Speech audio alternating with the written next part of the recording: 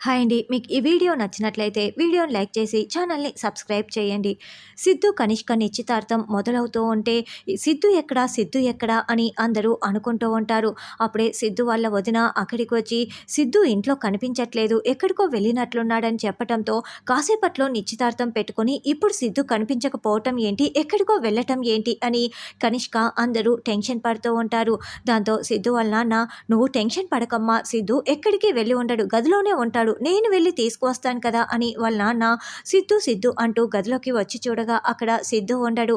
ఏమైపోయాడు వీడు, ఎక్కడికి వెళ్ళాడు అని వాళ్ళ నాన్న సిద్ధుకి కాల్ చేస్తూ ఉంటే సిద్ధు ఏమో తులసి వాళ్ళ ఇంటికి వస్తాడు. ఇక ఖుషి పాప బయట బాల్తో ఆడుకుంటూ ఉంటుంది.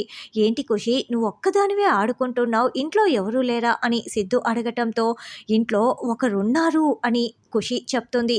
"ఎవరు ఆ ఒక్కరు?" అని సిద్ధు ప్రశ్నిస్తూ ఉంటాడు. "తులసి అమ్మకి పెళ్లి చూపులు జరుగుతున్నాయి, మాట్లాడుతోంది" అని ఖుషి పాప చెప్తూ ఉంటే "ఏంటి, తులసికి పెళ్లి చూపులా?" అని సిద్ధు చాలా షాకింగ్గా అడుగుతూ ఉంటాడు. తులసి పెళ్లి కొడుకు ఇద్దరు గదిలో మాట్లాడుకుంటూ ఉంటారు.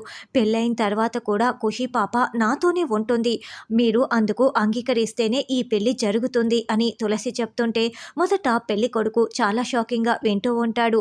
"పాప నాతో ఉండటానికి మీరు అంగీకరిస్తేనే ఈ పెళ్లి జరుగుతుందని" తులసి చెప్పటంతో "ఓకే తులసి గారు, పాప మనతో ఉండటం నాకు ఇష్టమే, నేను ఈ పెళ్లి చేసుకుంటాను" అని తన నిర్ణయం చెప్పటంతో ఇక తులసి చాలా సంతోషపడుతూ ఉంటుంది.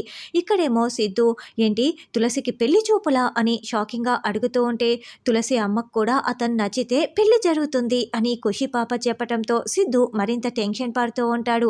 అక్కడ సిద్ధు లేడని చెప్పి ఫోన్ కూడా లిఫ్ట్ చేయటం లేదని వాళ్ళ నాన్న చెప్పటంతో కనిష్క మరింత టెన్షన్ పడుతూ ఉంటుంది.